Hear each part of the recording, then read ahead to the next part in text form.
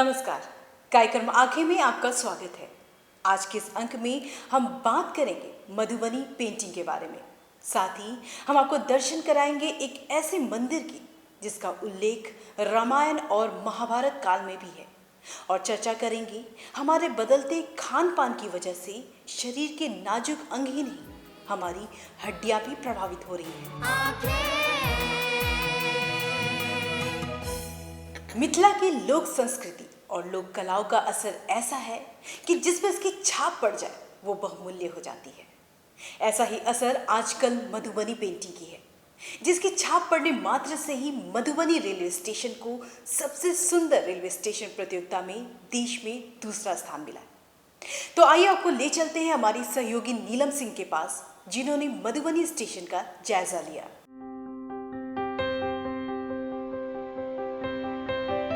Madhubani painting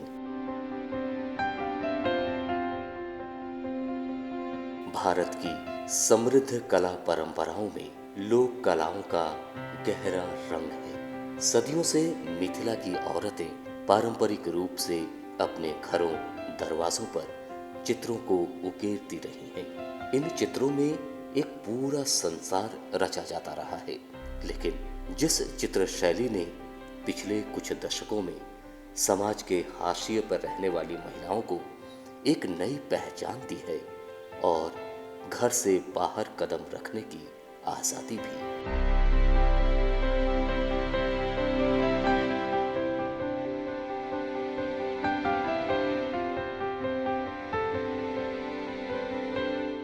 Madhubani painting से संवारे जा चुके मधुबनी रेलवे स्टेशन पर यात्रियों को यहाँ की प्राचीन कला संस्कृति से रूबरू होने को आसानी से मिल जाता है।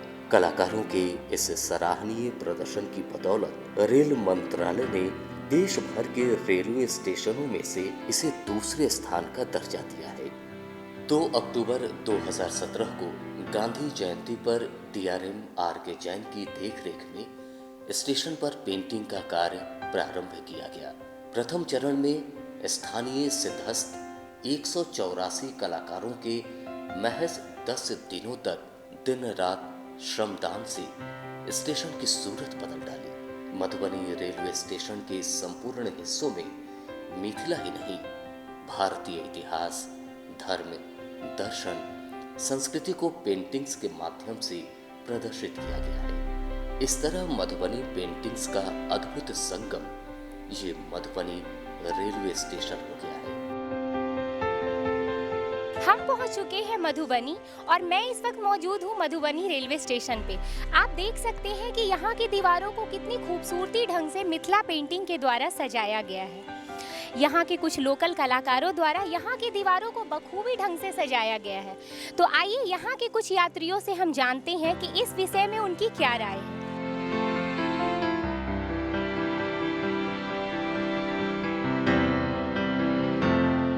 हम आपसे जानना चाहेंगे कि मधुबनी स्टेशन को जो मिथिला पेंटिंग से सजाया गया है वो आपको कैसा लग रहा है? मिथिला पेंटिंग हमें बहुत ही अच्छा लगता है। हमारी भी ख्वाहिश थी जो मतलब मिथिला पेंटिंग हो स्टेशन पर हमारा का। हम लोगों के स्टेशन काफ़ी खूबसूरत है। इसमें हमारे SS जगदम्बा प्रसाद जी का काफ़ी योगदान और विद्यानंद मिश्र जी का काफ़ी योगदान है।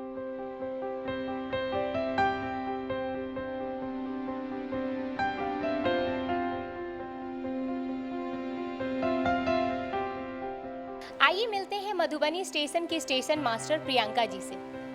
तो मैम आप बताएं कि मधुबनी स्टेशन को मिथिला पेंटिंग से सजाने का आइडिया कहां से आया? ये आइडिया हमारे स्टेशन सुपरिटेंडेंट श्री जगदम्बा प्रसाद जी का था कि मधुबनी स्टेशन को मिथिला पेंटिंग से सजाया जाए और इसे और भी खूबसूरत बनाया जाए। ये बहुत ही यहाँ का प्राचीन कला है जो कि पूरे देश को नहीं पता था, और इस प्रोजेक्ट के अंदर हम लोग चाहते थे कि स्टेशंस को हम और खूबसूरत कर सकें, और जो भी प्रतिभाशाली लोग हैं जिन्होंने अपना कंट्रीब्यूशन दिया है इस स्टेशन को सजाने के लिए, उनको एक स्टेज देना था, एक मौका देना था, और बस यही आइडिया था। और इससे आप देख ही सकते हैं कि कितना खूबसूरत लग रहा है हमारा स्टेशन, और ये अगर रैंकिंग देखा जाए तो मधुबनी स्टेशन काफ़ी नंबर 1 पोजीशन या 2 पोजीशन होल्ड करता है। क्लीनिनेस के मामले में ये बहुत आगे आ चुका है और इसे हम और बेहतर करने की कोशिश करेंगे।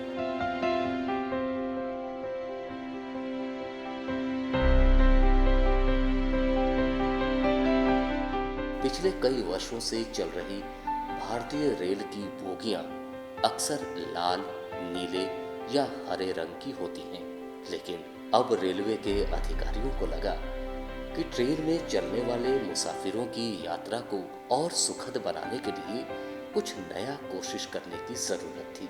इसी क्रम में अब बोगियों को मधुबनी पेंटिंग से सुसज्जित किया जा रहा है।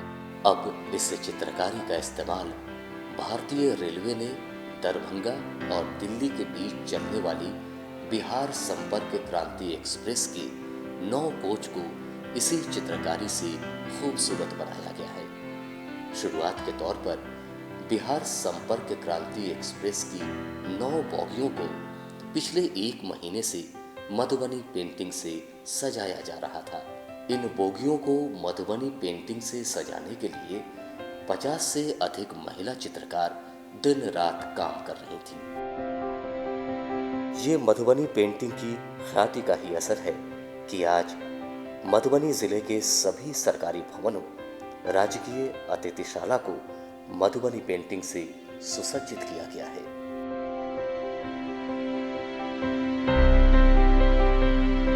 कलाकारों ने मिथिला का ग्रामीण परिवेश, पर्व त्योहार, सामाजिक जीवन, कृषि, धार्मिक जीवन, विद्वानों की कृति, पारंपरिक खेल सहित अन्य लोक व्यवहारों को उकेरा है। मिथिलांचल में महिलाएं शादी विवाह और पर्व त्योहारों पर लंबे समय से दीवारों, कपड़ों और कागजों पर अनुष्ठानिक चित्र बनाती रही हैं। मधुबनी पेंटिंग मुख्यतः ग्रामीण महिलाओं द्वारा ही किया जाता रहा है, जिसमें मिथिलांचल में प्रचलित अनेक धार्मिक विचारधाराओं का असर स्पष्ट रूप से भरकर सामने आता रहा है।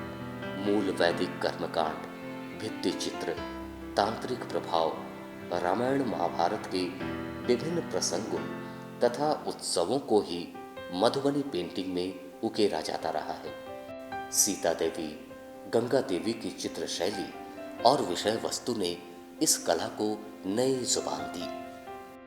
मधुबनी जिले के जितवारपुर गांव की जगदम्बा देवी, सीता देवी और रसीदपुर गांव की गंगा देवी के साथ मिथिला पेंटिंग को अंतर्राष्ट्रीय स्तर पर ख्याति दिलवाने में महासुंदरी देवी की खास भूमिका रही है। अनेक पुरस्कारों से सम्मानित महासुंदरी देवी को वर्ष 2011 में भारत सरकार ने कला के क्षेत्र में विशिष्ट योगदान के लिए पद्मश्री देकर सम्मानित किया। यही कारण है कि अब मधुबनी पेंटिंग के साथ साथ मधुबनी पेड़ों की चर्चा हो रही है। कभी यहाँ पेड़ों की कटाई जोरों पर थी, शिकायत के बावजूद भी पेड़ों की कटाई थम नहीं रही थी, तो महिलाओं और बच्चियों ने ही उपाय निकाला। मधुबनी पेंटिंग ही हथियार बन गई। इन महिलाओं और बच्चियों ने पेड़ों को धार्मिक थीम पर मधुबनी पेंटिंग से सजा दिया। अब किसी पेड़ पर कृष्ण की लीलाएं हैं तो किसी पेड़ पर राम दरबार सजा है। प्रयोग इतना सफल रहा कि पेड़ों का कटना थम गया है। ऐसे में पेड़ों को ईश्वर की लीलाओं से ही सजाया गया है ताकि लोग इन पर कुल्हाड़ी न उठाएं। कलाकारों के इस सराहनीय प्रदर्शन की वजह से ही आज मधुबनी पेंटिंग की चर्चाएं विश्व भर में हो रही हैं।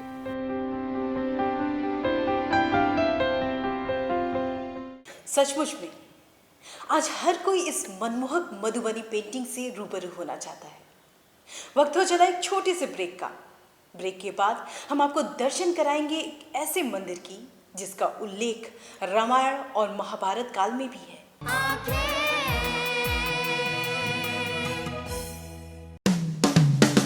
Lohia Nagar Mount Carmel high school एक ऐसा स्कूल जहां उपलब्ध है हाईटेक क्लास की facility upgraded library, smart class facility, lab and computer class की फैसिलिटी के साथ हॉर्स राइडिंग की भी सुविधा। इसके अलावा बच्चों के खेलने के साथ आने जाने की भी सुविधा। एडवांस सुविधाओं से लैस Lohia Nagar Mount Carmel high school, Gayatri Mandir road, Kankarbagh, Patna. आपके रक्त की एक बूंद किसी की जिंदगी बचा सकती है।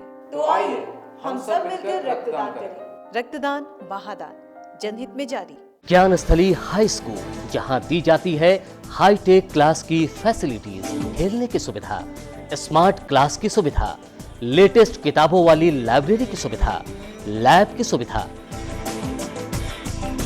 बच्चों के लिए कंप्यूटर क्लासेस की सुविधा, साथ ही आने जाने की facilities. Gyansthali high school, Alamganj, Patna.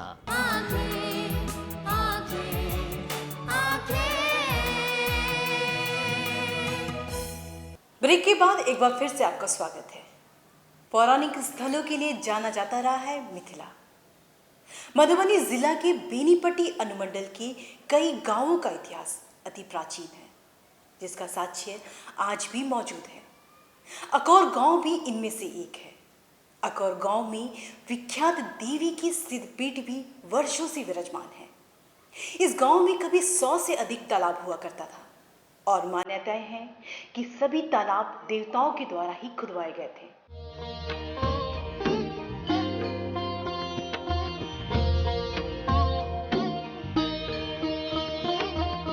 Benipatti अनुमंडल के कई गांवों का इतिहास प्राचीन है। किसी का रामायण काल से तो किसी का महाभारत काल से। साक्ष्य आज भी मौजूद हैं। अकौर गांव भी इनमें से एक गांव है।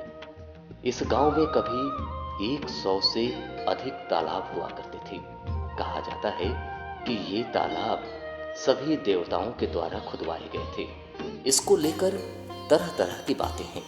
किंवदंती है कि माता सीता व मर्यादा पुरुषोत्तम राम के विवाह के लिए अयोध्या से बारात के आने के रास्ते में बारातियों के ठहराव व स्वागत को लेकर एक ही रात में इस गांव में 100 से अधिक तालाब खुद गए। ये माता सीता या जनक जी के द्वारा खुदवाए गए थे। दूसरा प्रसंग महाभारत काल से भी जुड़ा है। अकौर गांव महाभारत कालीन गांव है, जो कभी महाराजा अक्रूर का साम्राज्य हुआ करता था, जिनके नाम पर उक्त गांव का नाम अकौर पड़ा। अकौर गांव में विख्यात देवी की सिद्धपीठ भी वर्षों से विराजमान है।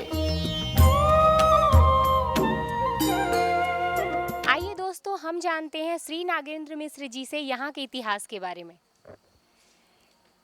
यह मंदिर बिहार राज्य के बेनीपट्टी थाना अंतर्गत अकौर गांव में अवस्थित है। यह मंदिर त्रेता युग से संबंध रखता है। उस समय में राजा जनक और शिरध्वज 2 भाई थे। शिरध्वज की नगरी जनकपुर थी और कुशध्वज की नगरी ये अकौर बस्ती था। यहाँ और जनकपुर की मंदिर में देवी में सामान्यता है। जिस तरह की पूजा पाठ यहाँ होती है, उसी तरह से वहाँ भी पूजा पाठ की जाती है। इस गांव में 72 पोखरे हैं, जिसमें कमल के फूल और अनेक तरह की चिड़ियाँ जो है चहचहाती रहती है। यह प्राकृतिक रूप से जो है सो बहुत ही विलक्षण गांव है। यहाँ माँ भगवती अंकुरित हैं। भगवती द्वारा दिखाए गए निर्देश स्थान को खुदाई करने पर पृष्ठ रूपा भगवती यहाँ उपलब्ध हुई। ये 3 स्वरूपों में है, महासरस्वती, महालक्ष्मी और महाकाली के रूप में। इस सिद्धपीठ के दर्शन मात्र से ही भक्तों की सारी मनोकामनाएं पूर्ण हो जाती हैं। इन्हीं तालाबों में से अनेकों भगवान की मूर्तियां स्वतः बाहर निकली हैं। यहाँ भक्तों का तांता हमेशा लगा रहता है।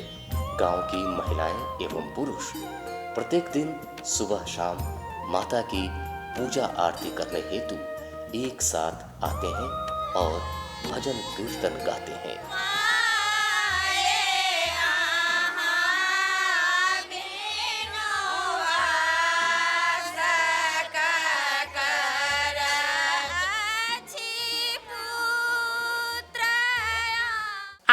यहाँ के कुछ और भक्तों से माँ के महिमा के बारे में जानते हैं।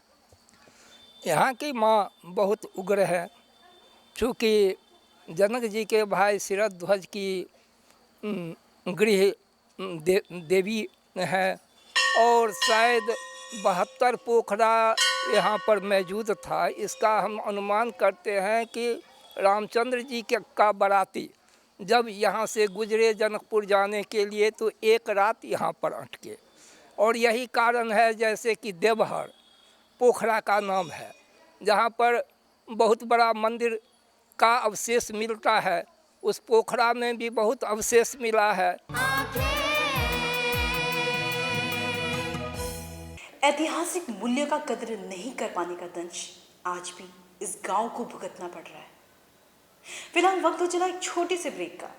ब्रेक के बाद हमारे बदलते खान पान की वजह से शरीर के नाजुक अंग ही नहीं बल्कि हमारी हड्डियां भी प्रभावित हो रही हैं। ज्ञानस्थली हाई स्कूल, जहां दी जाती है हाईटेक क्लास की फैसिलिटीज, खेलने की सुविधा, स्मार्ट क्लास की सुविधा, लेटेस्ट किताबों वाली लाइब्रेरी की सुविधा, लैब की सुविधा, बच्चों के लिए कंप्यूटर क्लासेस की सुविधा, साथ ही आने जाने की facilities. Gyansthali high school, Alamganj, Patna.